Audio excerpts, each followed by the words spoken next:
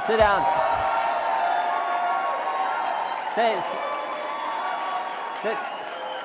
Sit down. Save that for the president when he gets here, right? Yeah. All right, who's up? Who's next? Who is the, no, I know that. It's a different question. Who's the cancel culture? Who's the cancel culture going to attack next? Think about it. They canceled the host of The Bachelor. They canceled the star of Mandalorian. They're coming after Fox News, Newsmax, One American News. You see last week they tried to cancel Kermit the Frog and Mr. Potato Head. You see that? They backed off Mr. Potato Head. I think he told him his preferred pronouns were he, his, him, right? I mean, this is scary where the left wants to go. Barry Weiss, editor at the New York Times, former editor at the New York Times, said if you engage in wrong think, you engage in wrong speak, you are going to face the digital Thunderdome. They're going to harass you, they're going to come after you, they're going to come after your family, they're going to come after your employer. It is sick where the left wants to go, what they are doing to the Constitution. Think about the world of sports in just the last year. Drew Brees said you should stand for the national anthem. He had to go into the Thunderdome. James Harden wore a Back the Blue, support the law enforcement mask. He had to go in the Thunderdome. Mike Gundy, did you follow this one? Mike Gundy, football coach at Oklahoma State. Remember this? Mike Gundy goes fishing with his family, posts a picture on social media wearing a One American News t-shirt, almost lost his job.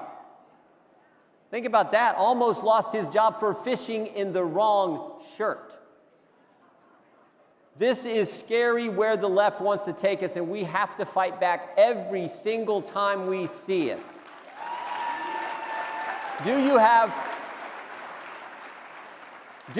a functioning First Amendment when only one side's allowed to talk? Do you have free speech when the left controls what can be said? They want to be able to say whatever they can about us, but we're not allowed to talk. They want to be able to lie about us. We're not allowed to tell the truth about them. And you know why I think they really are out to cancel us? You know why they really come after us?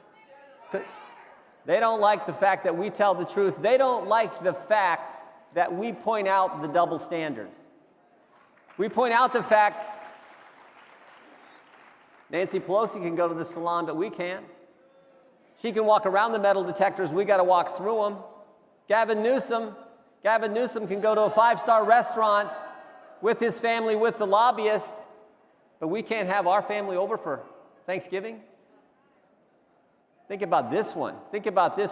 January 6, 2017, Democrats can object to the electors, can object to counting the electors from 10 states, but on January 6, 2021, Republicans aren't allowed to object to the electors from 6 states? Jim McGovern, on January 6, 2017, Jim McGovern, Democrat chairman of the Rules Committee, objected to Alabama. President Trump won Alabama by 30 points. So Jim McGovern's allowed to object to Alabama, but Jim Jordan can't object to Pennsylvania, where they went around their legislature, the partisan Supreme Court, the Democrat Secretary of State, in an unconstitutional fashion, goes around their legislature, changes the election law. I'm not allowed to object to that, but Jim McGovern can object to Alabama?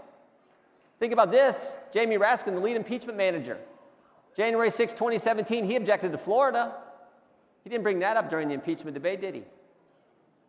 The best one is Maxine Waters. You remember Maxine Waters. Maxine Waters, the same lady who said, if you see anyone in the Trump administration, you create a crowd, you push back on them, you tell them they're not welcome anymore, anywhere. Telling Americans to go to other American citizens who serve in our government and tell them they're not welcome in our country. That Maxine Waters, January 6, 2017, objected to the state of Wyoming. President Trump won Wyoming by 40 points. So the reason the Democrats are so out to cancel us is because they don't like the fact that we tell the truth about them. They like the fact that they can engage in this hypocrisy and this double standard. And who do they want to cancel most? What individual do they want to cancel most? Yeah, the guy who did what he said when he was president of the United States, right? They want to cancel the guy. Yeah, you can clap for the president. You're going to get to do that a lot here this afternoon.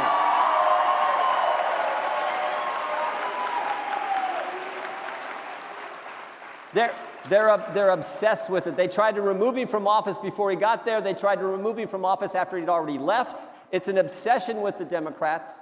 They don't like someone who actually came to the town and took on the swamp. They don't like someone who actually comes to that town and fights for all of us. No president, look, I'm getting old now, I'm 57. No president in my lifetime has done more of what they said they would do than President Trump did during his 4 years as our president.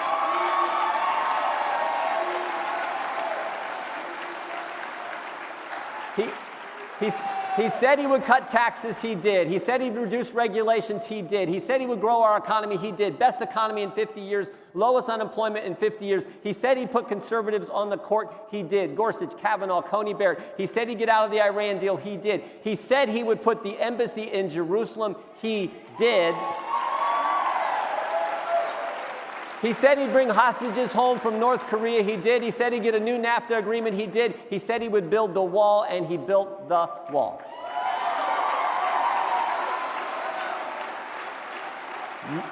No president has done more of what they told the American people they were going to do than he did.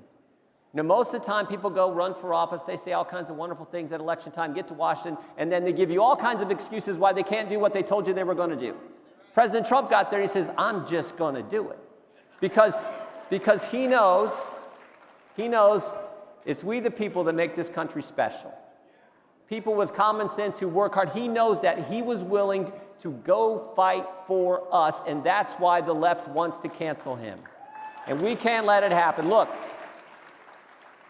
President Trump is the leader of the conservative movement. He's the leader.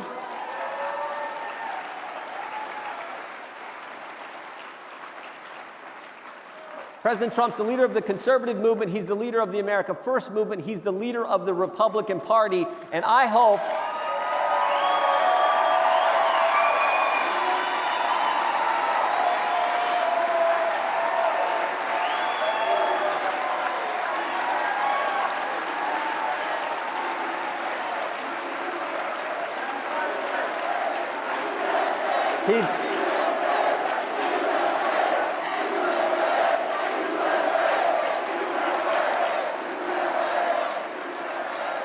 leader of the conservative movement, the leader of the American First movement, the leader of the Republican Party, and I hope on January 20th, 2025, he is once again the leader of our great country. Our charge.